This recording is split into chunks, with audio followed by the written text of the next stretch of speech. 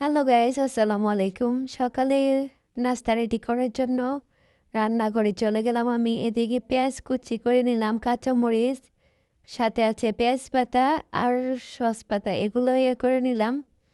এখন ভাতগুলো আমি হাত দিয়ে আউলিয়ে নিলাম যাতে জর্জর হয়ে যায়। এদিকে চুলায় কড়াই বসাই দিছি। ভাত ডিম দিয়ে ভাজবো, যাকে বলে ফ্রাইড রাইস। আমার ছেলের অনেক পছন্দ, তাই আমি সকালে রাত্রে খাওয়া বেঁচে যাওয়া বাদ দিয়ে আমি তাই করে দিই প্রতিদিনই। তাই ভাবলাম একদিন আপনাদের সাথে শেয়ার করি। সব কিছু দিয়ে এখন আমি রান্না শুরু করে দিলাম, আপনারা সাথেই থাকেন। এ দেখেন ডিম, আমার বাপ জানে ডিম নিয়ে কী করতেছে, তার খালি দুষ্টামি। এই ডিমটা যদি হাত থেকে পড়ে যায় তাহলে ভেঙে যাবে না, ওগুলো বললেও সে কথা শুনতেছে না। আমার এখানে আমি হালকা পাতলা একটু একটু করে মশলা দিয়ে নিলাম যাতে ভাতের কালারটা সুন্দর আসে। এদিকে আমি একটা ম্যাগি মশলাও দিয়ে দিব একটুকুনা স্বাদের জন্য, যাতে টেস্টিটা ভালো আসে। টেস্টি টেস্টি টেস্টি টেস্টি নাকি কত স্কিন, ঠিক কইছি না আব্বু?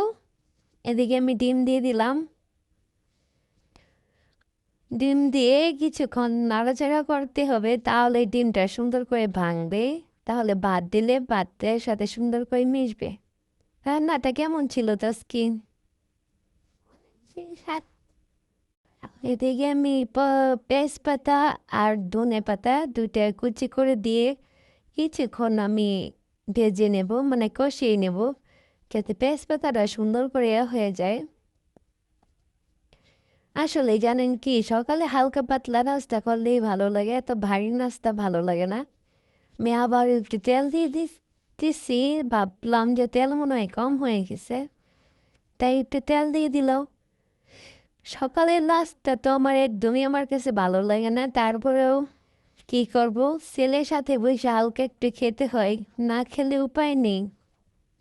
ওইদিকে আমি ভাতগুলো দিয়ে সুন্দর করে ভেজে নিচ্ছি। এভাবে কার কার পছন্দ অবশ্যই কমেন্ট করে জানাবেন। আমার বাপ চ্যানেল তো অনেক পছন্দের খাবার এটা। আমার রান্না শেষ, দেখেন মাশাল্লাহ কত সুন্দর কালার আসছে। সে মাটির প্লেটে খাবে, বলতেছে আমাকে মাটির প্লেটে দাও, আমি এই প্লেটে খাবো।